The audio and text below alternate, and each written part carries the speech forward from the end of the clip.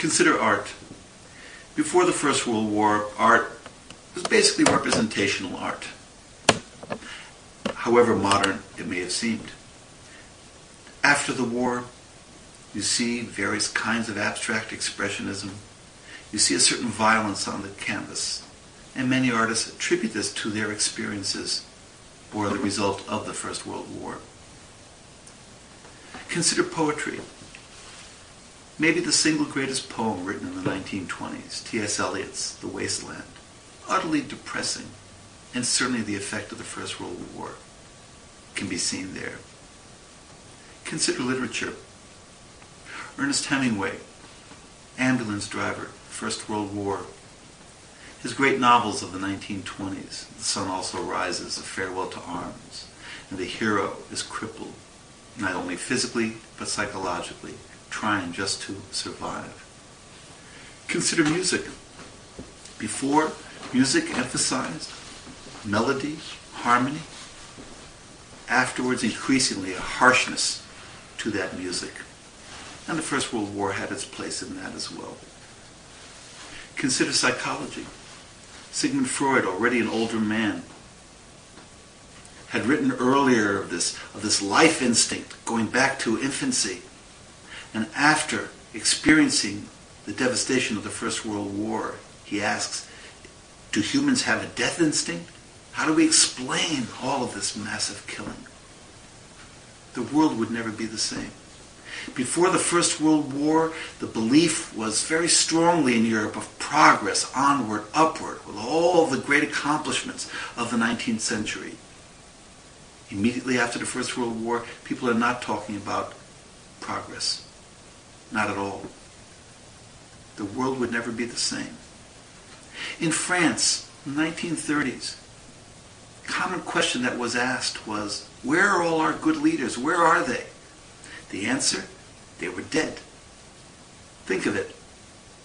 Young men, 19, 20, 21 years old. In a generation, they would have been the natural leaders of a society. Wiped out to such huge numbers in the First World War. The world would never be the same. And if subsequent events make us feel less horrified by those events, we should never forget them. The United States will eventually enter into this First World War. Events leading up to that would include the British passenger liner, the Lusitania, carrying weapons that had been bought by England here in the United States, setting sail for England. The German government, who was not at war with the United States at the time, warns the Americans not to sail on this ship carrying war goods. They appealed to President Woodrow Wilson not to do so. Wilson's attitude basically is Americans can go anywhere they want on any kind of ship. It gets sunk. It gets torpedoed.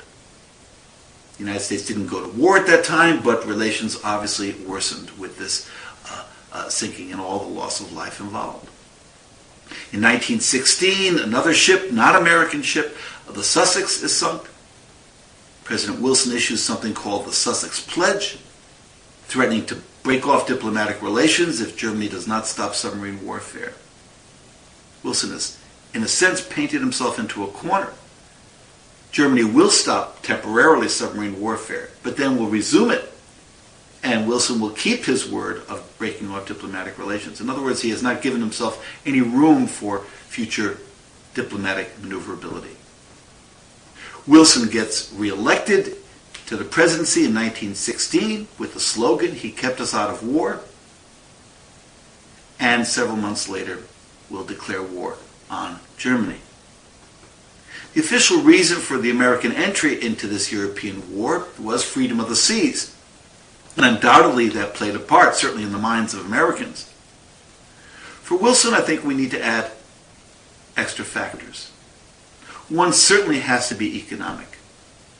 The initial hope of American neutrality to trade with both sides, the Central Powers and the Allies, with the effective British blockade of German ports, trade between the United States and Germany dropped to near nothing, while trade with the Allies, particularly England and France, increased notably. Sample complete. Ready to continue?